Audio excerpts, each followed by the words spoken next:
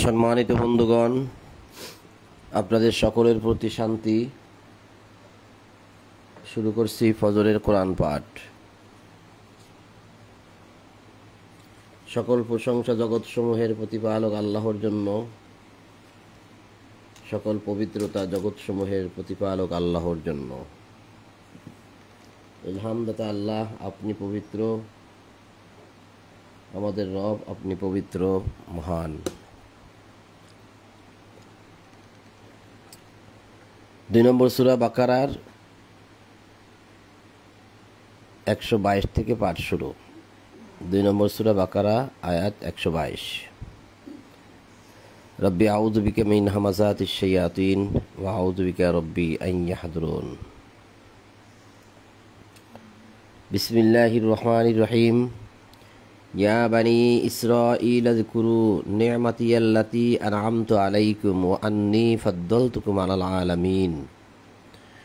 واتقوا يوما لا تجزي نفس عن نفس شيئا ولا يقبل منها عدل ولا تنفعها شفاعة ولا هم ينصرون। বাংলা অনুবাদ Islamic foundation. আল্লাহ বলছেন, হে ইসরাইল সন্তানগণ। আরবিটা হচ্ছে ইয়া বানি ইসরাইল, ইয়া বানি ইসরাইল, বানি ইসরাইল। বানি ইসরাইলের অর্থ ইসরাইল সন্তানগণ। তাহলে এই বানি অর্থ সন্তান, আর ইসরাইল অর্থ ইসরাইল। তাহলে ইসরাইল সন্তানগণ। তাহলে ইসরাইল এক ব্যক্তির নাম, তার সন্তানগণকে বলা হচ্ছে বানি।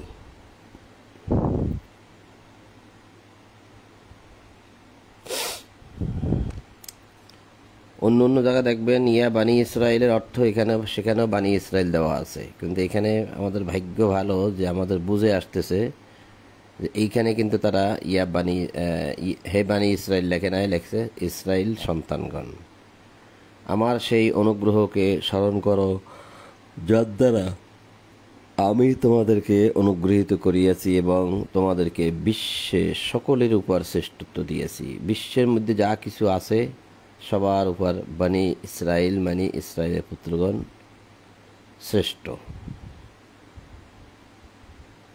ভাবার বিষয় হচ্ছে, ইসরায়েল যদি ইয়াকুব হয় আর ইসরায়েলের সন্তানগণ অর্থাৎ সেই ইয়াকুব থেকে যদি সবাই হয়, এই আমরা পর্যন্ত যারা আছি সেই ইয়াকুব থেকেই যদি সবই হয়, তাহলে তারা এই ইয়াকুব থেকে যারা আসলো দুনিয়া তারা সবাই শ্রেষ্ঠ। তাহলে নবী ইব্রাহিমও শ্রেষ্ঠ না, নূহ নবীও শ্রেষ্ঠ না, সুলাইমান নবী কি আগে না পরে জানা নাই। এরকম আরও অনেক নবী রসুল তো এই ইসরায়েলের পরে, এই ইসরায়েলের আগে, ইসরায়েলের আগে মানে ইয়াকুবের আগে তা আরও অনেক নবী রসুল আছে, তারা কেউ শ্রেষ্ঠ না, আদমও শ্রেষ্ঠ না। তাহলে ইসরায়েল এটা ইয়াকুব কিভাবে হয় আমার বুঝে আসে না। যেহেতু আল্লাহ বলছে যে বিশ্বের সবার উপরে তোমাকে শ্রেষ্ঠত্ব দিয়েছি তোমাদেরকে, এবং তোমরা সেই দিনকে ভয় করো যেদিন কেহ কাহারও কোনো উপকারে আসিবে না, কাহারও নিকট হইতে কোনো বিনিময় গৃহীত হইবে না, এবং কোনো সুপারিশ কাহারও পক্ষ হইতে লাভজনক হইবে না, এবং তাহারা সাহায্যপ্রাপ্ত হইবে না। স্মরণ করো যখন ইব্রাহিমকে তাহার প্রতিপালক কয়েকটি কথা দ্বারা পরীক্ষা করিয়াছিলেন এবং সেইগুলি সে পূর্ণ করিয়াছিল। আল্লাহ বলিলেন, আমি তোমাকে মানব জাতির নেতা করিতেছি। ক্বালা ইন্নী জাইলুকা লিন্নাসি ইমামা, জাইলুকা লিন্নাস, জাইলুকা তোমাকে বানাচ্ছি, লিন্নাস মানুষের জন্য, ইমাম মানুষের জন্য। আর মানব জাতির জন্য কথার মধ্যে কি পার্থক্য আছে না? তোমাকে মানব জাতির নেতা করিতেছি নাকি তোমাকে মানুষের জন্য নেতা বানাচ্ছি? সে বলিল, আমার বংশধর গণের মধ্যে হইতেও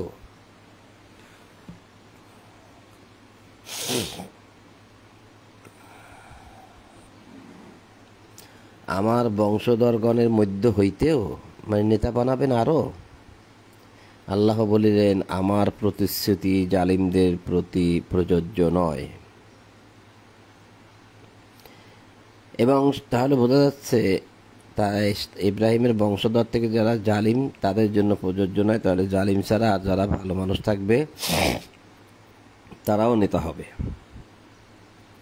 অনেক নেতা হবে।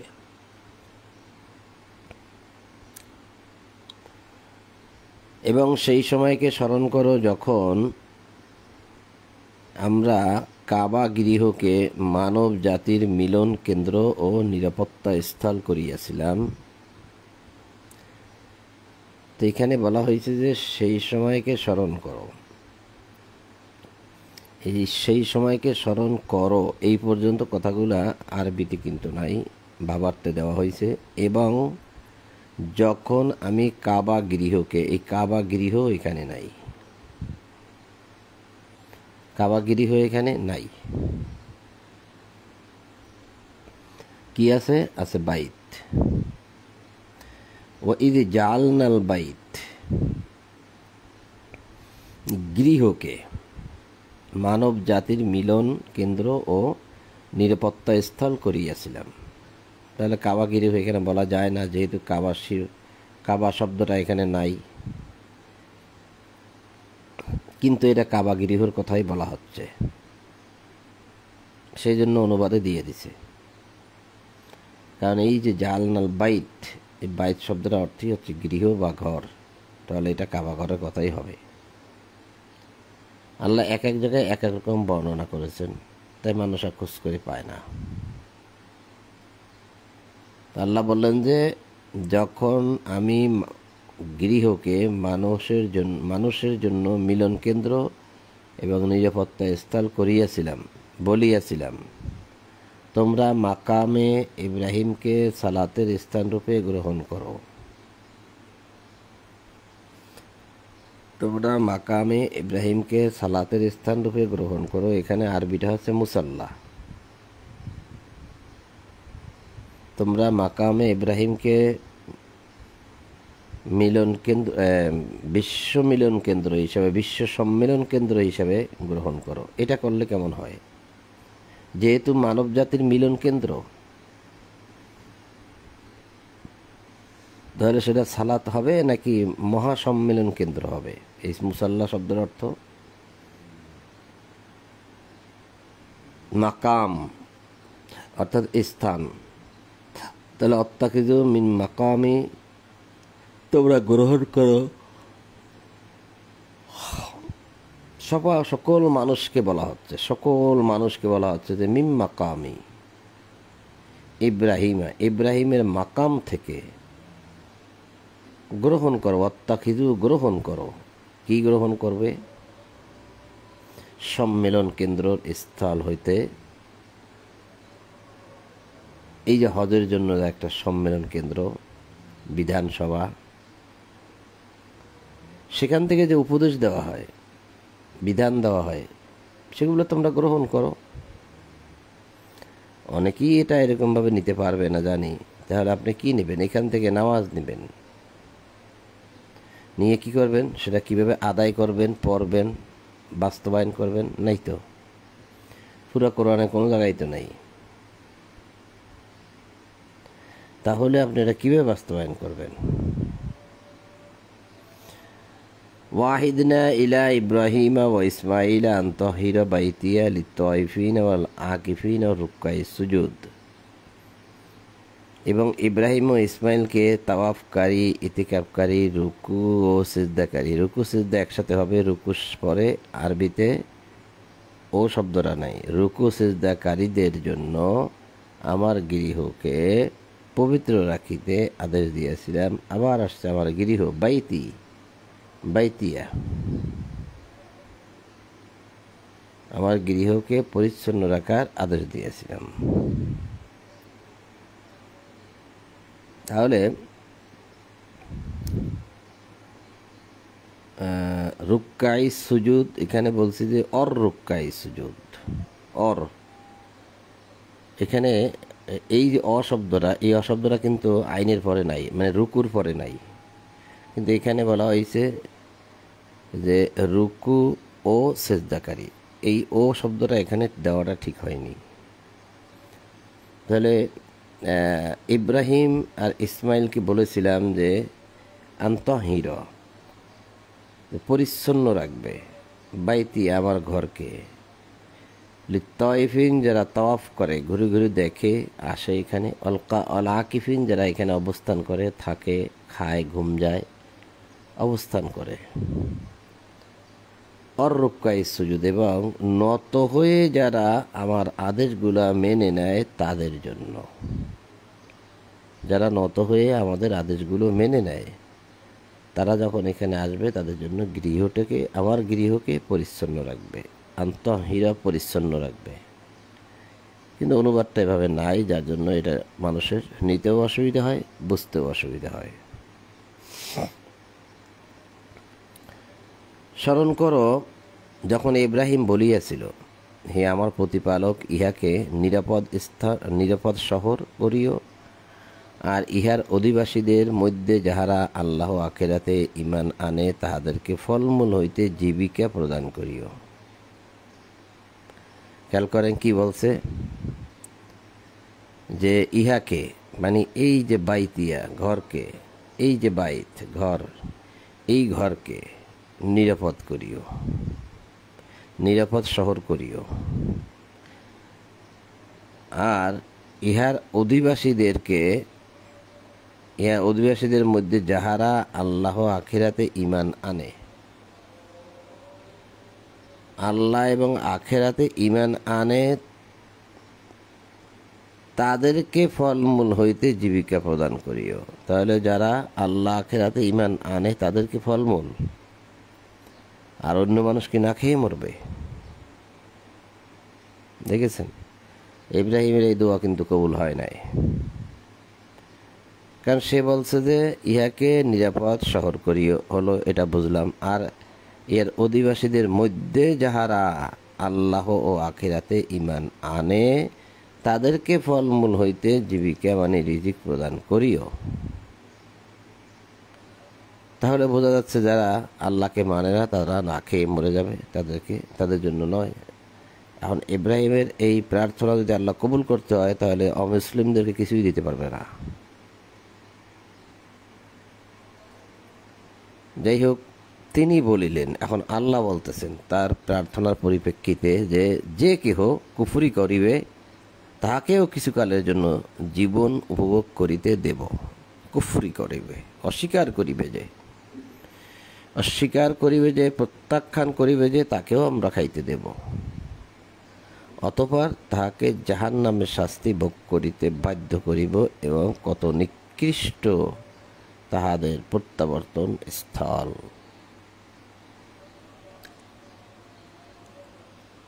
স্মরণ করো যখন ইব্রাহিম ও ইসমাইল কাবা গৃহের প্রাচীর তুলিতেছিল, তখন তাহারা বলিয়াছিল, হে আমাদের প্রতিপালক, আমাদের এই কাজ গ্রহণ করো, নিশ্চয়ই তুমি সর্বশ্রোতা সর্বজ্ঞ।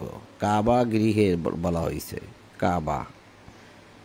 এখানেও কিন্তু ইয ইয়ারফাউ ইব্রাহিমুল কাওয়াইদা মিনাল বাইত, এই যে বাইত, এনে কাবা শব্দটা নাই,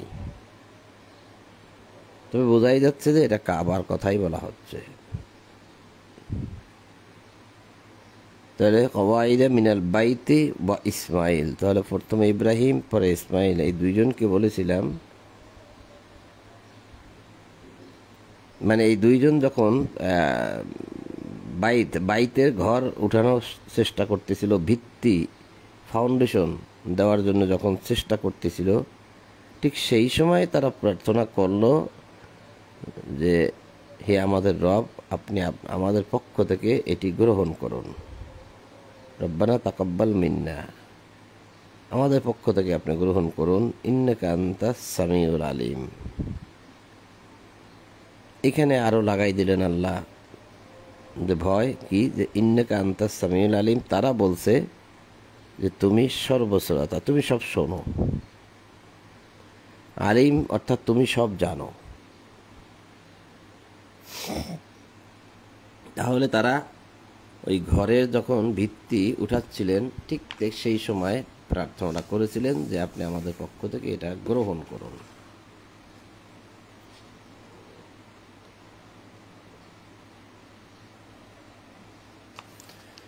তারা আরও প্রার্থনা করেছিল, রব্বানা ওয়াজআলনা মুসলিমাইনি লাকা ওয়া মিন যুররিয়াতিনা উম্মাতাম মুসলিমাতাল লাক ওয়া আরিনা মানাসিকানা ওয়া তুব আলাইনা ইন্নাকা আনতাত তাওয়াবুর রহিম। হে আমাদের প্রতিপালক, আমাদের উভয়কে, মানে ইব্রাহিম আর ইসমাইল বলতেছে পিতা পুত্র, যে আমাদের উভয়কে তোমার একান্ত অনুগত করো এবং আমাদের বংশধরদের হইতে তোমার এক অনুগত উম্মত করিও, এমন কাউকে বানাইও যারা, মানে আমার বংশধরদের মধ্যে এমন এক মানুষ বানিও যারা থাকবে তোমার অনুগত, সবসময়ের জন্য তোমার প্রতি অনুগত থাকবে। আমাদেরকে ইবাদতের নিয়ম পদ্ধতি দেখাইয়ে দাও, মানাসিকানা মানসাক, অতুব আলাইনা, এবং আমাদের প্রতি ক্ষমাশীল হও, অতুব আলাইনা, আমাদের দিকে ফিরেন। হে আমাদের প্রতিপালক, আমাদের প্রতি ক্ষমাশীল হও, তারপরে তুমি অত্যন্ত ক্ষমাশীল পরম দয়ালু, ইন্নাকা আনতাত তাওয়াবুর রহিম। তারা আরও প্রার্থনা করেছিল। কি প্রার্থনা করেছিল?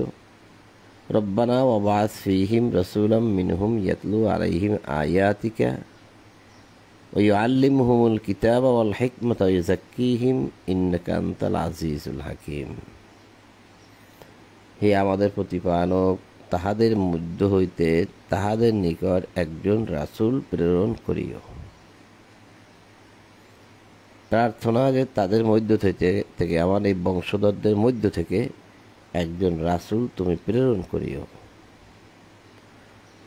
বোঝা যাচ্ছে যে আমাদের প্রতিপালক তাহাদের মধ্য হইতে, মানে ইব্রাহিম এবং ইসমাইলের বংশধরদের মধ্য হইতে একজন রাসূল পাঠাইও। কেন? সে কি করবে? যে তোমার আয়াতসমূহ তাহাদের নিকট তেলাওয়াত করবে, রাসূল বানাই দিবে, তারা মানুষের মধ্যে তোমার আয়াত পাঠ করবে, শোনাবে, তাহাদেরকে কিতাব ও হিকমত শিক্ষা দেবে। তাহলে তুমি রাসূল পাঠাই দিও, তারা কিতাব আর হিকমত শিক্ষা দেবে এবং তাহাদেরকে পবিত্র করিবে, মানে পরিশুদ্ধ করিবে। কারণ এখানে জাক্কি শব্দটা আছে, জাক্কি আর হিম অর্থ তাদেরকে, তাহলে জাক্কি হিম মানে তাদেরকে পরিশুদ্ধ করিবে। আর ওর বাংলা অনুবাদ দিছে এখানে যে তাহাদেরকে পবিত্র করিবে। তুমি তো পরাক্রমশালী, প্রজ্ঞাময়।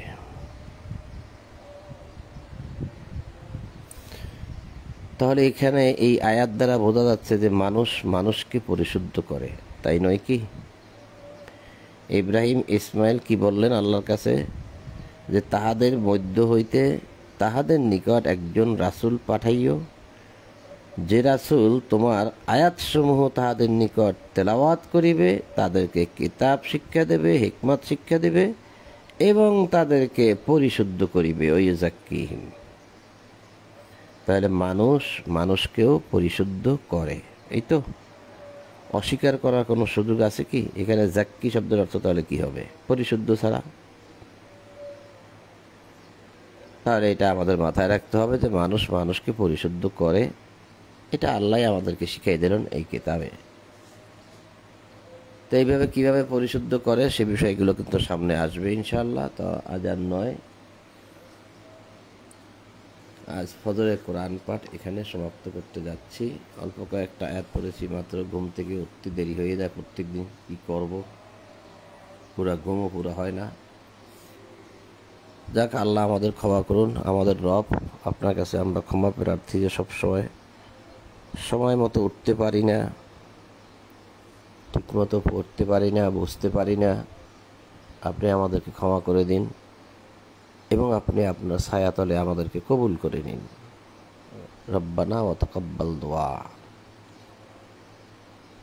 তো সম্মানিত বন্ধুগণ, আজ এ পর্যন্তই। ফজরের কোরআন পাঠ এখানে এতটুকুই। পরবর্তীতে ইনশাআল্লাহ সূরা বাকারার 130 থেকে পাঠ করে শোনাবো ইনশাআল্লাহ, যেখানে মিল্লাত শব্দগুলো আসবে সামনে। তা আপনাদের সকলের প্রতি শান্তি, সালামুন আলাইকুম। সকল প্রশংসা জগৎসমূহের প্রতিপালক আল্লাহর জন্য। এই বলেই আজ ফজরের কোরআন পাঠ এখানেই সমাপ্ত করলাম। আলহামদুলিল্লাহি রাব্বিল আলামিন।